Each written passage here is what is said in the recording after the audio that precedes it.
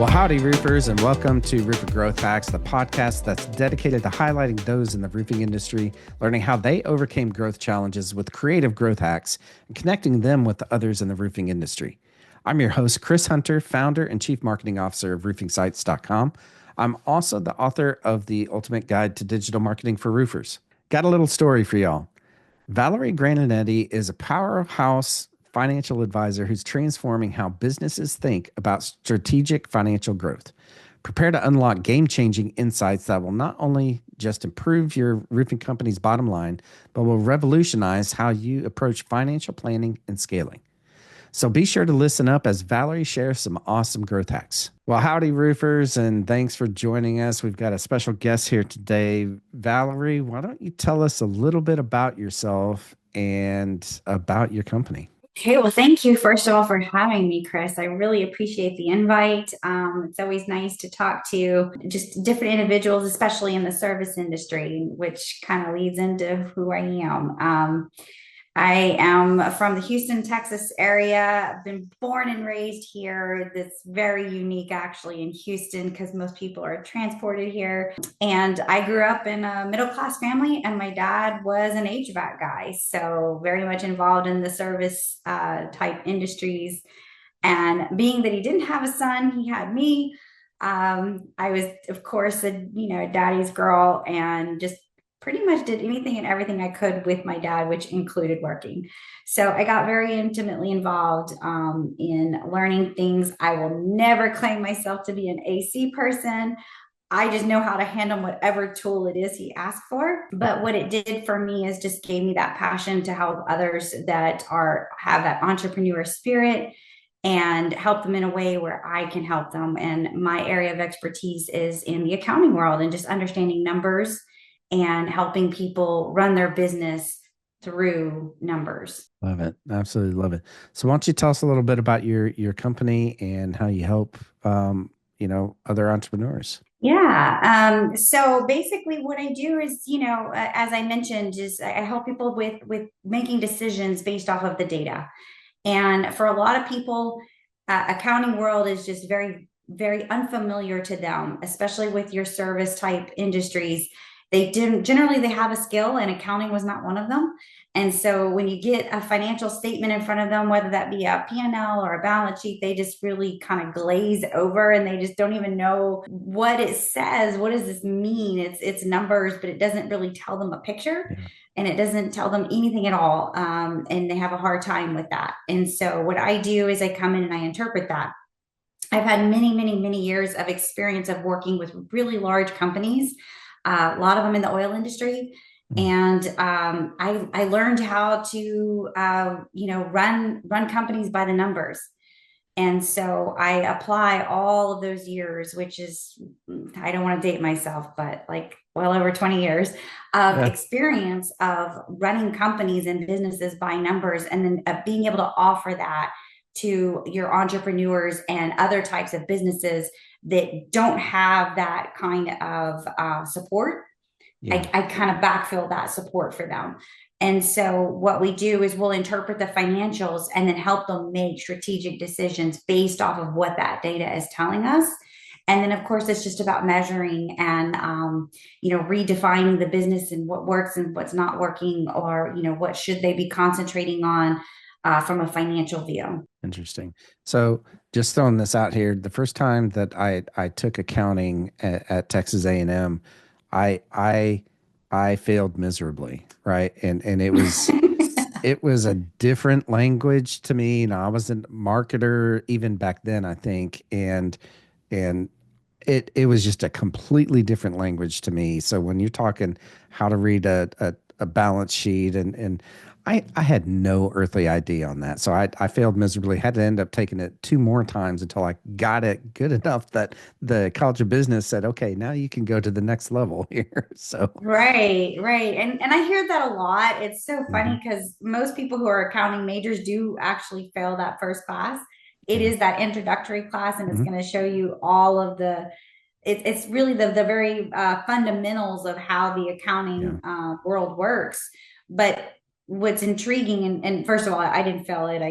I did very well with that, but Very good. good to know, right? Yeah. But going forward, the classes that you take after that, and very, in the educational environment, is more on interpreting those numbers, and that's kind of where I would say that's where my specialty comes in, because to me, it's not just numbers. People are like, well, Yeah. what is an asset, or what is this, or what does that mean if my assets are, lower than my liabilities, or what does that mean? And I don't know. It's just a bunch of numbers on a paper for me. And I understand what receivables are, but how Yeah. does that relate, and how does that tell you a story? And so what I try to do with the people that I work with is give them the story that the numbers are Mhm. telling.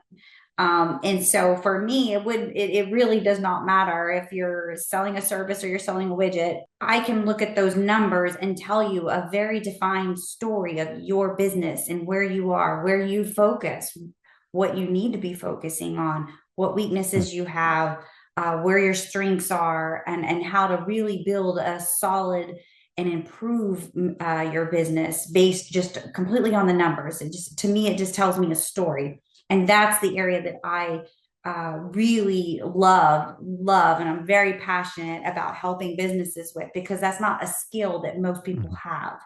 So, but yeah, so that's kind of what we do. Of course, we do all sorts of other things. We also help with acquisitions, because that Mhm. same principle of being able to tell a story before you buy a company, you're going to want to know Mhm. about it. You're going to want to Right. know, is this a good purchase? Is this something I should be getting into? And the way I kind of explain things to people is, if you go to buy a car, you're probably going to take this car to a trusted mechanic to Yeah. say, I want you to review this car and tell me everything that's wrong with it, so I can know if this is something I should be spending this kind of money on, or should I offer them less money, or, or run away from it because it's just got too many problems. Yeah. Well, when you're going to buy a business, it's the same thing. You're buying an Mhm. asset, you're buying something of value, and you want to know and look under the hood Yeah. before you buy it.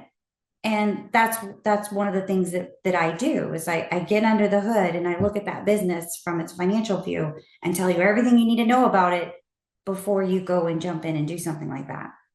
Love that. What would you say is one of the biggest things that you see as you're looking at P&Ls or balance sheets or whatever that it is that you're looking at? What's the biggest thing that sticks out to you each time? That's a good question. And I would tell you it varies across industry.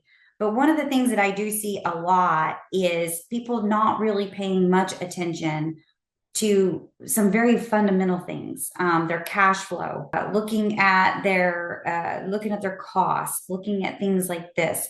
Cash flow can be anything from you're spending too much money on whatever it is you're buying in order to provide that service, or your materials, or whatever your business is, or it could be you're not charging enough on the revenue side of things. It could be one of two sides of Right. that coin, right? The other thing it could be is just completely cash management. If you're allowing your customers to pay you on a 60-day term or a 90-day term, but you owe after 15 days or immediate, if you're one of these people that you purchase things on, on an immediate basis, whether that be with cash or your debit card Mm. or something, then you're not giving yourself that time frame between money's going out the door versus money coming in. So that cash flow management is a big thing that I do a lot of reviews with clients, and then reviewing billable hours. How efficient are Mhm. you with your labor? What is your labor rate, and how is that in combined with what you're charging for whatever it is your service or your products are you charging the right prices? So Mhm. we really do just dive into a lot of different avenues, and I would say those are the key areas that it's pretty common that I can find efficiencies in areas to really make a huge bottom line improvement by making those tweaks there. Does that Interesting. make sense? Yeah, absolutely. I mean, cash flow is king, right?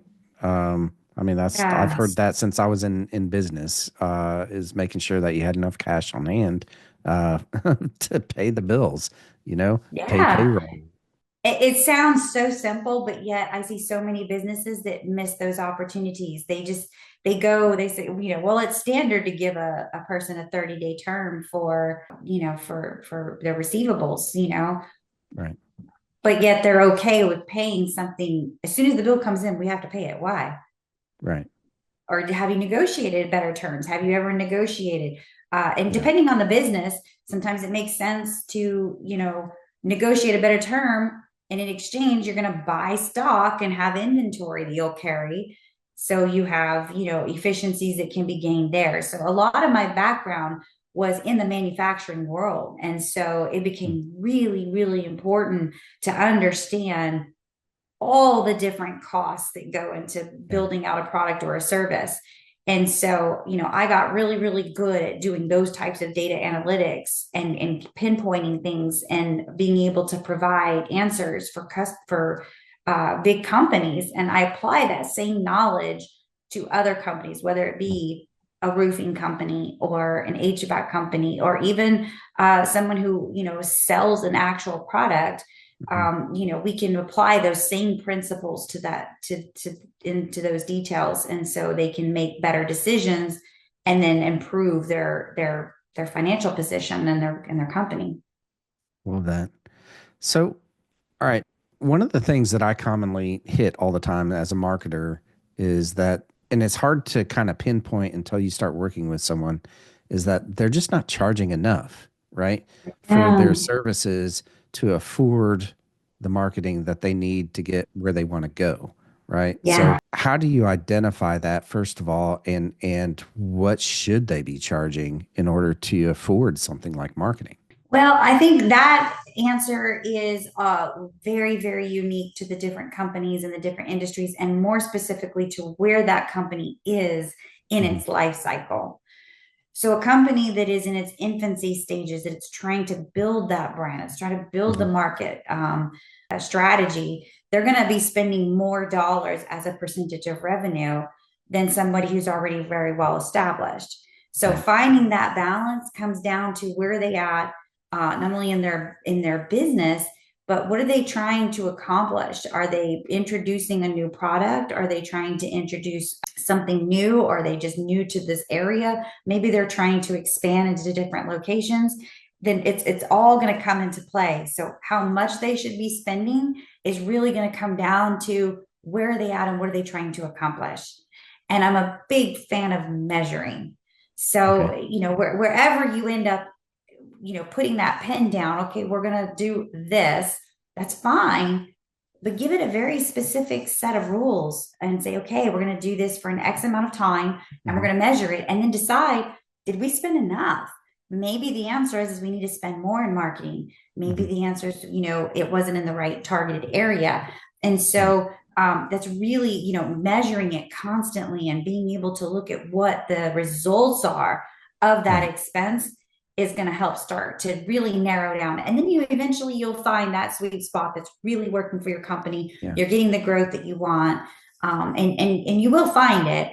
But it takes working and partnering with the marketing company. And I 100% agree with that. You should always be measuring. You should, at a minimum, sit down once a quarter to ensure all of your systems, not just marketing, your sales systems, your operations, all of these things are working properly in your company. So, what kind of, kind of looking forward, what kind of industry trends are you seeing in the roofing industry right now that we should all be aware of, and that, from your expertise side of things? I don't know that I would answer that question just specific to roofing because I do touch and look at Mhm. all different companies. Yeah. So for me, it's really as I stated before in the accounting world and my clients, we could be selling any service, we can be selling any Mhm. product, and from the accounting end of things and looking at financials, it's going to basically mean the same thing for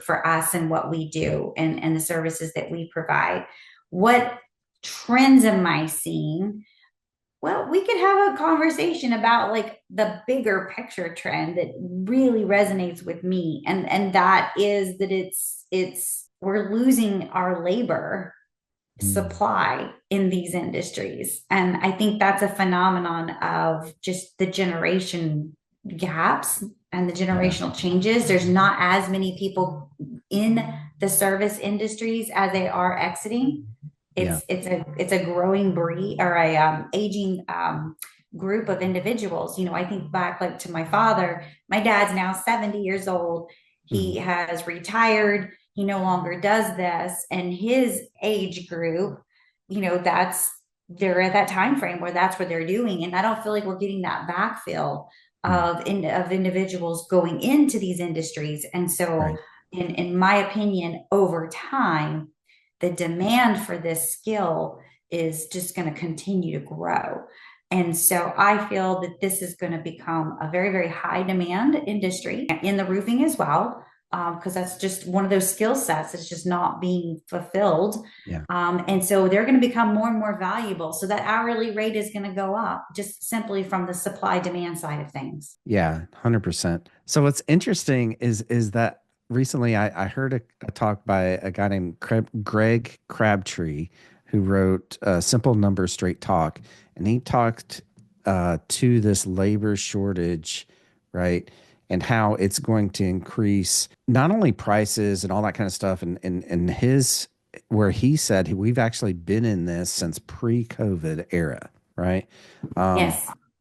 and a lot of it is the people aren't going into the trades, right? Micro's been talking to that for the past 10 years, right? But it's more along the lines of people in the United States, especially and worldwide, we have a labor shortage simply because there's less people being born, right? That's true. And so therefore, basically all the prices are going to go up and it's going to make, and what he was saying is going to make sales harder, right?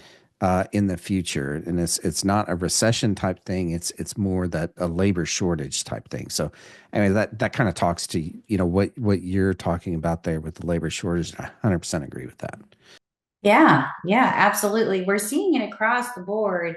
And I specifically see it in those service industries because there's just Hmm. not as many people going into that industry from a smaller subset pool of people, as you just mentioned. And Yeah. so it's something that's becoming very, very apparent. And I think it's only going to continue to become an issue, which if anybody know, I mean, I always like, I have two boys. My boys are, Yeah. 26 and 24 years old.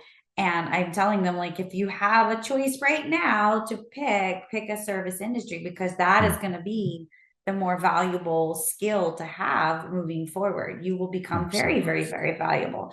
And just kind of having that foresight of these things. So, it's something we talk about. Yeah. 100%. 100%. Okay. So this has been a great conversation so far. We're going to pause here real quick to hear a message from our sponsor. Sure. roofingsites.com. Since 2018, roofingsites.com has helped roofers double their sales by getting their marketing right using the 4R roofing marketing system. If you're a roofing company owner wanting to grow your business, be sure to go to roofingsites.com and sign up for a roofing marketing strategy session with me. All right, and we are back. Thank you so much. So far, this has been really riveting, and I say that with tongue in cheek because I'm not a numbers guy. I'm not an accountant type guy, but I am a business guy. I like to know things about business.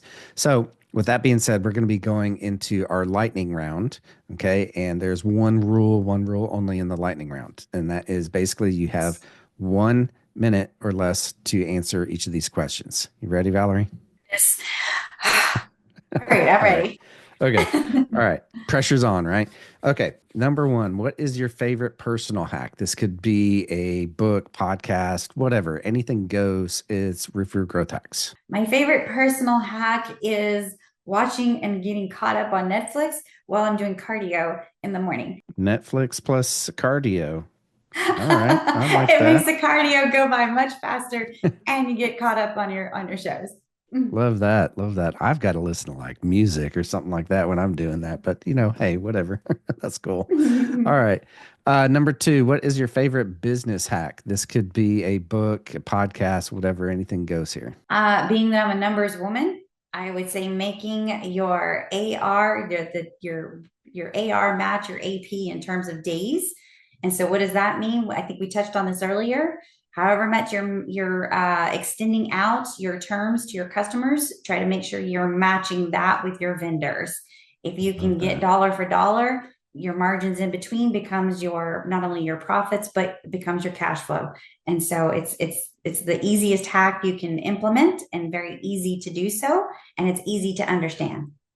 Love it. Absolutely love that. All right, Valerie, what is the best advice that you've ever been given? And you get bonus points here if you tell us how you actually applied it. Best advice I've ever been given is to meditate daily, every single Mm. morning. It was something that was advised to me quite a few years ago by a very good friend of mine. And I think it sets the tone for the day. It has nothing to do with business, it has nothing to do with numbers. But I do believe that was the best advice I've ever been given. And it really does set the tone for not only your day, but how you're going to be living your life moving forward. Love that. Morning routines are so, so important for mindset. Absolutely. Absolutely. Yep. All right. So, how can the Roofer Growth Hacks family get in touch with you, and how can we support you and encourage you moving forward? Oh, well, thank you very much. Honestly, the best way to get in touch with me is through my website, and that is vitalitycfoconsulting.com. We have it set up where you can push a message through. You can schedule a one-on-one consultation with me personally, and we will dive into your numbers and go through one topic of your choice for a 30-minute free session. It's the easiest way to just to kind of get us started. In terms of just how we can work with each other. Honestly, good conversations over a nice cup of coffee is always a great start. And, and likewise, I would say if there's anything that we can do for you, just let us know. So awesome. Well, Valerie, thank you so much for coming on and sharing your knowledge with everyone. I know that I enjoyed it. I wrote a whole page of notes here. And so you saw me looking down, but I was taking notes there. Oh, nice. I appreciate that. Thank you so much for coming on. I really do appreciate it. Thank you for having me. Well, how about that, roofers? Was that pretty awesome or what? I know that I wrote down a whole page of notes here. I got to say that I had a few that stuck out to me, right? Number one, she talked about the three things that she fixed right away. Right. The first one was cash flow, making sure that if that you have enough money in the bank, right? That your cash flow is actually okay, and that she said at one point to match your AR with your AP, your accounts receivable to your accounts payable, meaning that if your accounts payable that you're paying them, your suppliers, your subs right away, make sure that you're actually getting paid right away and not 30 to 90 days later, right? Because then you become in a cash flow deficit, right? In that case, you want to make sure that you're actually have cash on hand to ensure that you can continue doing business, right? And that's kind of a entrepreneurial basic in my opinion. Next one, she said, make sure you're charging enough. Because guess what? There's a lot of y'all that are in the race to the bottom. You're undercutting each other's prices just to get that job. But the problem is that when you compete on price, then you're going to eventually end up just not charging enough to be able to pay your people, right? Pay yourself, pay for marketing, right? You've got to be able to grow. So you got to make sure that you charge enough, right? As you grow. We all start out at one point, we all charge low, but as you grow, you want to make sure that you're actually charging enough that is market value. Okay. Next one, labor rate. Pay attention to your labor rate. Make sure that it's not going out of control there. And make sure that you can actually pay the people that you are employing there. That goes back to that cash flow thing. So anyways, those are the main takeaways that I had from this episode. Well, that's going to do it for another episode of Roofer Growth Hacks. I hope you enjoyed this episode and that you connect with Valerie online. I also hope that you connect with me on LinkedIn or Instagram, or you can check out our website at roofingsites.com. While you're there, you can listen to previous episodes of Roofer Growth Hacks. I want to give a huge shout out to our sponsor, roofingsites.com. Since 2018, roofingsites.com has helped roofers double their sales by getting their marketing right using the 4R roofing marketing system. If you're a roofing company owner wanting to grow your business, be sure to go to roofingsites.com and sign up for a roofing marketing strategy session with me. Also, this past year, I published my book, The Ultimate Guide to Digital Marketing for Roofers. If you're a roofing company owner and you don't have this book in your hands, I'll send it to you for free. Just go to go.roofingsites.com and I'll send you a free digital copy of my book. Well, roofers, join me next time when we connect with another great roofing entrepreneur and learn how they hack their growth. Until then, I'm Chris Hunter. Thanks and gig 'em.